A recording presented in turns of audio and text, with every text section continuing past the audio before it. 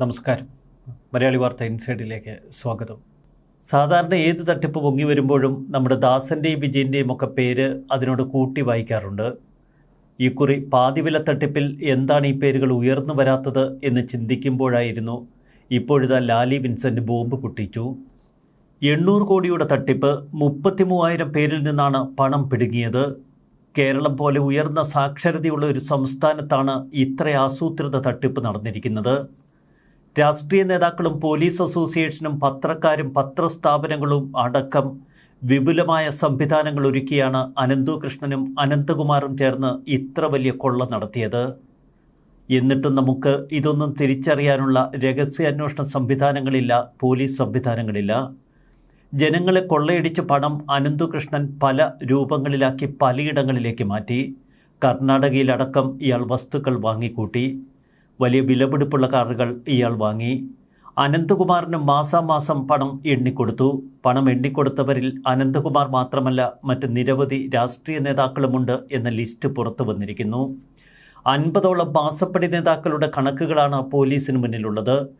N രാധാകൃഷ്ണൻ്റെ പേരായിരുന്നു ആദ്യം അനന്തുകൃഷ്ണനുമായി ബന്ധപ്പെട്ട തട്ടിപ്പിൽ ഉയർന്നു വന്നത്. തൊട്ടു പിന്നാലെ ലാലി വിൻസെൻ്റ്. സംഗതി പൊടിപൂരമാവുകയാണ്. കേസ് കടുപ്പിക്കുന്നു എന്ന് കണ്ടതോടെ കോൺഗ്രസ് നേതാവ് ലാലി വിൻസെൻ്റ് ചിലതൊക്കെ വിളിച്ചു പറഞ്ഞു. അവരടക്കം അടപടലം പെടും എന്നിടത്തേക്കാണ് ഇപ്പോൾ കാര്യങ്ങൾ. പകുതി വില തട്ടിപ്പിലെ പ്രധാന പ്രതി അനന്തു കൃഷ്ണന് എല്ലാ രാഷ്ട്രീയ നേതാക്കളുമായും ബന്ധമുണ്ട് എന്ന് ലാലി വിൻസെൻ്റ് തുറന്നു പറയുന്നു. താൻ മാത്രമല്ല അനന്തു കൃഷ്ണൻ്റെ വലയിൽപ്പെട്ടത്. ഇതാ വിചിത്രവാദവും ലാലി വിൻസെൻ്റ് ഉന്നയിക്കുന്നു. താൻ അവരുടെ അഭിഭാഷകയായിരുന്നു അത്രേ. CPMലെ നിരവധി നേതാക്കൾക്ക് അനന്തു കൃഷ്ണൻ പണം നൽകിയിട്ടുണ്ട് എന്ന് ലാലി വിൻസെൻ്റ് തുറന്നു പറഞ്ഞു. നവകേരള സദസ്സിന് 7 ലക്ഷം രൂപയാണ് അനന്തു കൃഷ്ണൻ എണ്ണിക്കൊടുത്തത്. അപ്പോൾ പിന്നെ ദാസനും വിജയനുമൊക്കെ പെട്ടു എന്ന് പറയുന്നതിൽ എന്താണ് തെറ്റ്?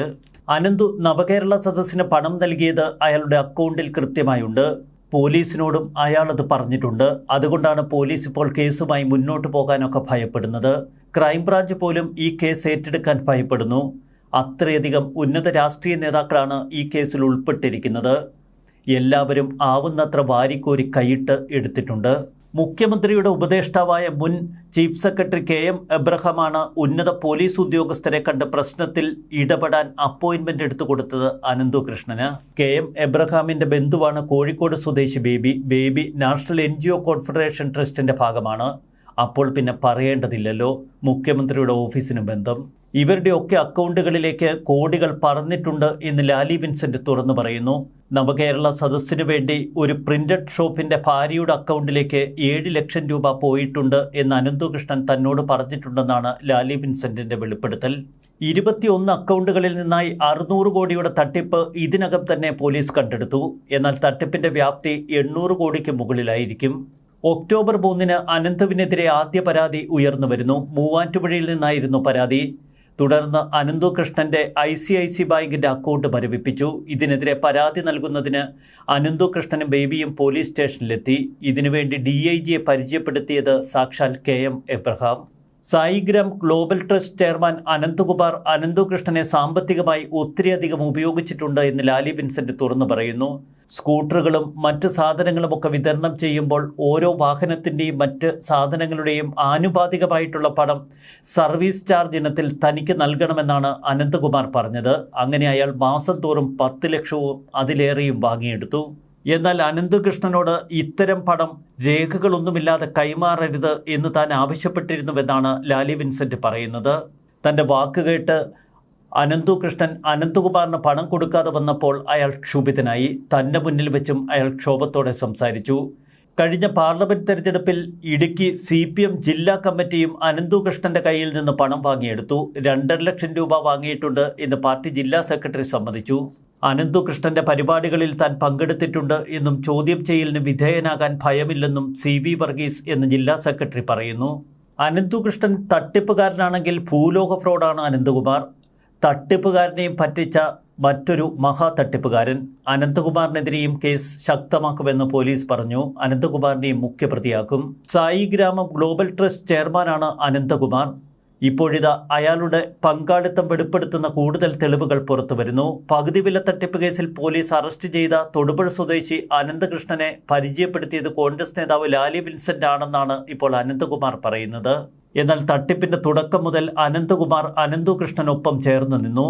അനന്തകൃഷ്ണൻ അനന്തകുമാറിന്റെ ബിനാമിയാണ് എന്ന ആരോപണവും ഇപ്പോൾ ശക്തമാണ്. പകുതി വില തട്ടിപ്പ് ആരോപണങ്ങളുടെ തുടക്കത്തിൽ പ്രതികരണം തേടിയപ്പോൾ അനന്തകുമാർ ഇതൊക്കെ നിഷേധിക്കുന്ന കാഴ്ചയായിരുന്നു കണ്ടതെങ്കിൽ ഇപ്പോൾ കാര്യങ്ങൾ കൈവിട്ടു. ഇപ്പോൾ ലാലി വിൻസെന്റ് പറയുന്നത് അനന്തകൃഷ്ണനാണ് തന്നെ അനന്തകുമാറിനെ പരിചയപ്പെടുത്തിയതെന്ന്. അപ്പോൾ കാര്യങ്ങളുടെ പോക്ക് എന്തൊക്കെയോ ദുരൂഹതയിലേക്കാണ്. അനന്തകുമാറും അനന്തകൃഷ്ണനും തമ്മിലുള്ള വാട്സാപ്പ് ചാറ്റുകൾ ഇപ്പോൾ പുറത്തായി. സംഗതി കരുതുന്നത് പോലെയല്ല, അനന്തകുമാറിന് എല്ലാ ഇടപാടുകളിലും നല്ല പങ്കുണ്ട്. ഈ തട്ടിപ്പിന്റെ അടിമുടി അയാളിലൂടെയാണ് നടന്നിരിക്കുന്നത്. NGO കോൺഫെഡറേഷന്റെ പ്ലാറ്റ്ഫോം ഉപയോഗിച്ചാണ് അനന്തകൃഷ്ണൻ ഈ തട്ടിപ്പുകളൊക്കെ നടത്തിയത്. അപ്പോൾ പിന്നെ അനന്തകുമാർ നിരപരാധിയാണ്, താൻ നിസ്സഹായനാണ് എന്നൊന്നും പറയുന്നതിൽ അർത്ഥമില്ല. സപ്പോർട്ടിംഗ് ഏജന്റുകളെ ചേർത്തോ ഇംപ്ലിമെന്റിംഗ് ഏജൻസികളെ ചേർത്തോ ഉണ്ടാക്കുന്ന വാട്സാപ്പ് ഗ്രൂപ്പുകളിലെ ഫോൺ നമ്പറുകളെടുത്ത് കോൺഫെഡറേഷന് അനുവാദമില്ലാത്ത പ്രവർത്തനങ്ങൾ നടത്തുന്നത് അംഗീകരിക്കാൻ പാടില്ല. NGO കോൺഫെഡറേഷൻ്റെ പ്ലാറ്റ്ഫോം ഉപയോഗിച്ച് കോൺഫെഡറേഷൻ ചെയ്യുന്ന അതേ പ്രവർത്തനത്തിൻ്റെ സമാന്തര പ്രവർത്തനങ്ങൾ അംഗീകരിക്കില്ല. അങ്ങനെ ചെയ്യുന്ന സംഘടനകളെ ഒഴിവാക്കാൻ സംഘടന തീരുമാനിച്ചിരിക്കുന്നു. ഇത് അനന്തകൃഷ്ണൻ്റെ മെസ്സേജാണ്. പാതിവില തട്ടിപ്പിൽ പെട്ടിരിക്കുന്ന നജീബ് കാന്തപുരം MLA ഇപ്പോൾ പറയുന്നു അനന്തകൃഷ്ണന് കൂടുതൽ ബന്ധം ശിവൻകുട്ടിയുമായാണത്രേ.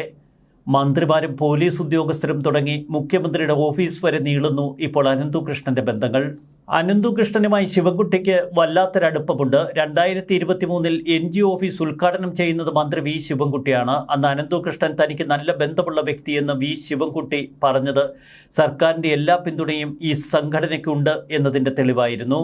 മന്ത്രിയൊക്കെ പറഞ്ഞതിന് ശേഷം 2024 തങ്ങൾ അംഗമാകുന്നത്. തങ്ങൾക്കെതിരെയാണോ അതോ ഞങ്ങളെ ഇതിലേക്ക് പ്രോത്സാഹിപ്പിച്ച മന്ത്രിക്കെതിരെയാണോ ആദ്യം കേസെടുക്കേണ്ടത് എന്നും നജീബ് കാന്തപുരം MLA ചോദിക്കുന്നു. നജീബ് കാന്തപുരത്തിൻ്റെ NGO കളക്ട് ചെയ്തത് 1,80,00,000. ഇതിലും എത്രയൊക്കെ തുക ആരുടെയൊക്കെ പോക്കറ്റിൽ പോയി എന്ന് പോലീസ് അന്വേഷണത്തിലൂടെ മാത്രമേ കണ്ടെത്താൻ കഴിയൂ. എന്തുകൊണ്ടാണ് ഈ കേസ് ക്രൈംബ്രാഞ്ച് ഏറ്റെടുക്കാൻ മടികാട്ടുന്നത്? ഇതിനകം തന്നെ എൻഫോഴ്സ്മെന്റ് ഡയറക്ടറേറ്റ് അടക്കം ഈ കേസിൽ അന്വേഷണം ആരംഭിച്ചു കഴിഞ്ഞു. 33,000 പേരിൽ നിന്നാണ് പണം തട്ടിയിരിക്കുന്നത് എന്ന പ്രാഥമിക വിവരം ഇതിനകം തന്നെ ലോക്കൽ പോലീസ് കണ്ടെടുത്തിരിക്കുന്നു. ഉന്നത രാഷ്ട്രീയ നേതാക്കളും പോലീസ് ഉദ്യോഗസ്ഥരും അതിലേറെ പത്രക്കാരും മറ്റ് പ്രമുഖ വ്യക്തികളുമൊക്കെ ഉൾപ്പെട്ട തട്ടിപ്പ് കേസാണിത്. അതുകൊണ്ട് തന്നെ ജാഗ്രതയോടെ അന്വേഷണം മുന്നോട്ട് കൊണ്ടുപോകേണ്ടി വരും. പലരുടെയും തല ഉരുളുക തന്നെ ചെയ്യും. ഒരുപക്ഷെ CBI തന്നെ കേസ് ഏറ്റെടുക്കാനുള്ള സാധ്യതയാണ് ഏറെ. പഞ്ചായത്ത് പ്രസിഡന്റ് മുതൽ പ്രധാനമന്ത്രി നരേന്ദ്രമോദിക്കൊപ്പം വരെയുള്ള ചിത്രങ്ങൾ ഇയാൾ സമൂഹ മാധ്യമങ്ങളിൽ പങ്കുവച്ചിട്ടുണ്ട്. 2500ഓളം NGOകളെ തൻ്റെ തട്ടിപ്പിനായി ഇയാൾ ഉപയോഗിച്ചു. കുടുംബശ്രീ അടക്കമുള്ള സംവിധാനങ്ങൾ ദുരുപയോഗം ചെയ്തു. സർക്കാർ സംവിധാനങ്ങൾ പൂർണ്ണമായി അയാൾക്കൊപ്പം നിന്നു. ഇത്ര വലിയ ആസൂത്രിത തട്ടിപ്പ് അടുത്ത കാലത്തൊന്നും കേരളത്തിൽ ആരും നടത്തിയിട്ടില്ല എന്ന് വ്യക്തമാണ്. സോളാർ തട്ടിപ്പ് പോലെ ഒരു നിസ്സാര തുകയല്ല ഇതിൽ കൈമറിഞ്ഞിരിക്കുന്നത്. കോടികളാണ്. അതും 800 മുതൽ 1000 കോടി വരെ. സാധാരണക്കാരുടെ പണം തട്ടിയെടുത്ത അനന്തകൃഷ്ണനെ ബലിയാടാക്കി ഇനി രാഷ്ട്രീയ നേതാക്കൾ രക്ഷപ്പെടുമോ? ഇതിന് പിന്നിൽ പ്രവർത്തിച്ച യഥാർത്ഥ കുറ്റവാളികളെ നിയമത്തിന് മുന്നിൽ കൊണ്ടുവരാനുള്ള ആർജവം നമ്മുടെ ആഭ്യന്തര വകുപ്പിനുണ്ടോ? കാത്തിരുന്ന് കാണാം. ന്യൂസ് ഡെസ്ക് മലയാളി വാർത്ത ഇൻസൈഡ്.